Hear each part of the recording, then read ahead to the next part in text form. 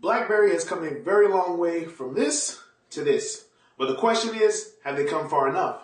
Here's a review of the BlackBerry Z10 or Z10, depending on where you live.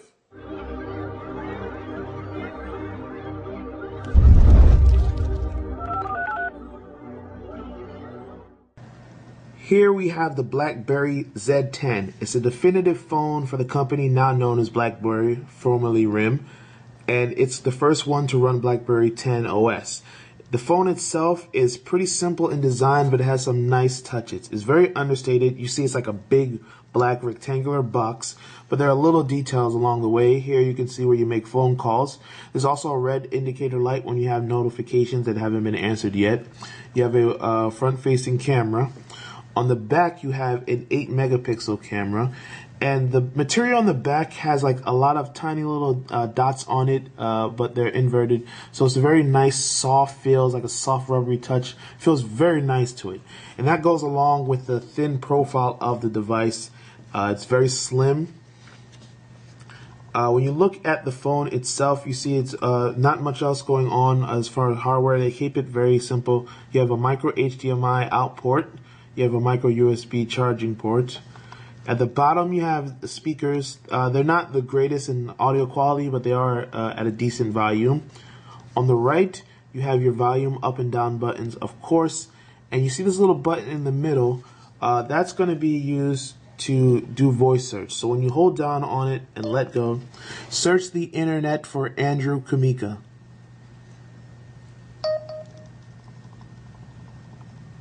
Searching the internet for Andrew Klida.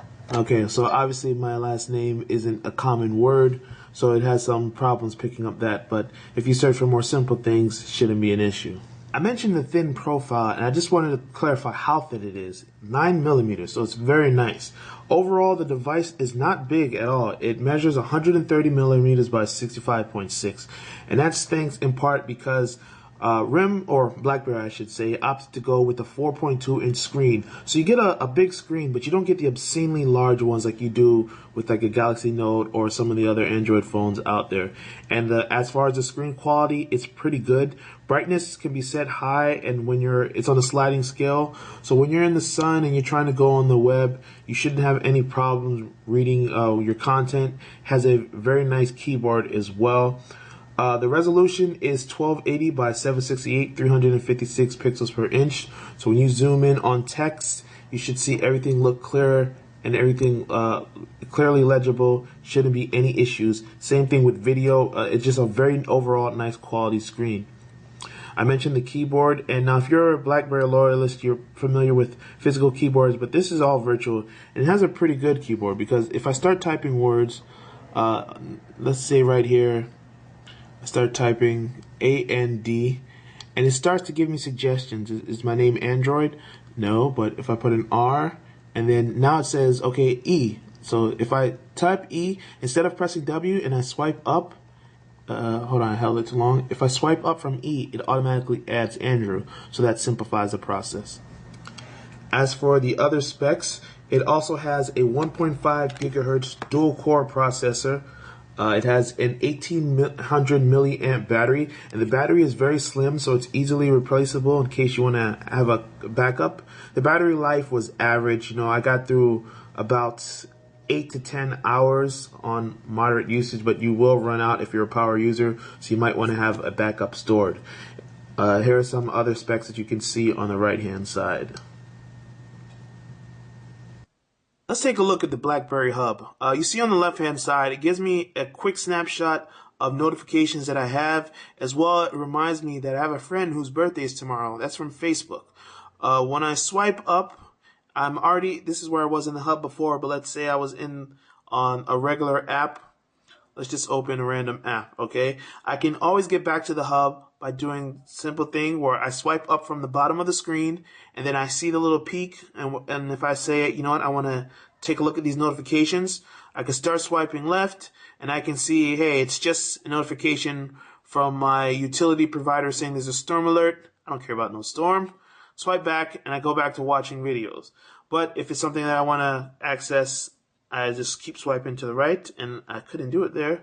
See, it's going to take some getting used to that. But aside from that, in the hub, I have Twitter notifications, emails, unread and read. I have LinkedIn notifications, Facebook alerts, all types of things. If it can go in the hub, it'll be there. And you don't even have to just wait to reply to something. You can actually compose within the hub.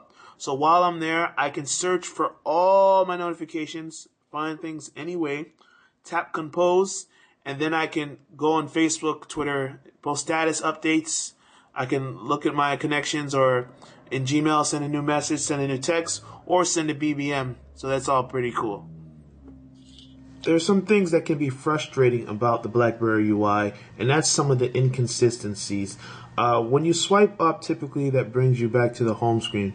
But there are times when you're swiping up, you'd think that the gesture would always start here. But actually, when you're in orientation mode, it doesn't start from the side. You have to start from the bottom as well.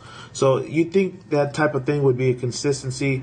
Another problem is the way that they hide some of the menus. So when I launched the camera app, if I want to get to some settings, I tap this button in the bottom right corner, okay? Makes sense?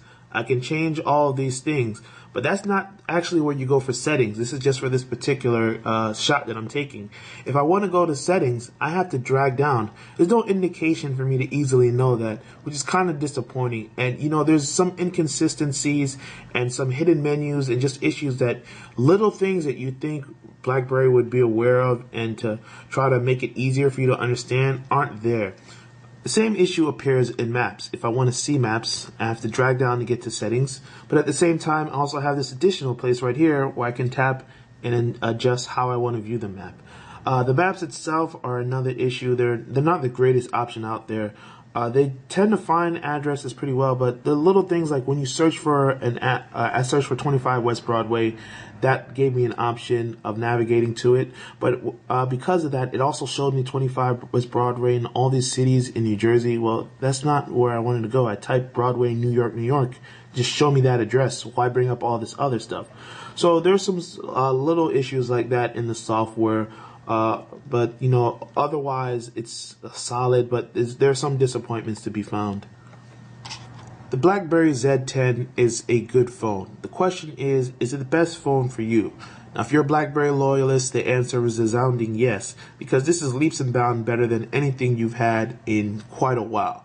But if you're on Android or iPhone or even a Nokia Lumia 920, there's a good chance this probably doesn't do anything to make you switch. One great feature about this is the enterprise feature that is called BlackBerry Balance. It basically allows you to browse BlackBerry World, get your own personal apps, and control your device the way you want, but still allow your employer to have some say in how it works. So the apps that are built specifically for your job will be able to run and be installed on the device. The corporate data will be secure and sandboxed from being messed up by personal things. So it gives you the option of easily switching between the two and not having to worry about your IT manager approving every single thing you do on your phone. That's the good side. You know, there's some definite good sides to this device. Like I mentioned, the hub, it's a very convenient way of looking at information quickly. It has a great clock app. You know, you can easily set alarms, and it looks nice. It has a stopwatch and timer, all of that. There are some nice things, definitely, and it's a good sign of where BlackBerry is going. But the other stuff I mentioned, like the average battery life, the lackluster camera, you know, it takes away from the overall experience. So I'd say this is a good phone, a borderline great phone. It's definitely got great hardware. The app situation is not where you'd quite want it to be just yet, but that'll come in time. At the moment, I'd say the Z10 is definitely the type of phone that BlackBerry needed to release, but I don't think this is the BlackBerry that's going to make anyone drop their iPhone or their Galaxy S3 or anything like that. But if you need to browse around quickly, this is the one to get. It's going to get you there very fast. If you need to balance your work and your entertainment lives, this is definitely capable. So this is the BlackBerry Z10. Availability across the world will vary, but contact your local carrier and see what's going to be available and when it'll be available to you.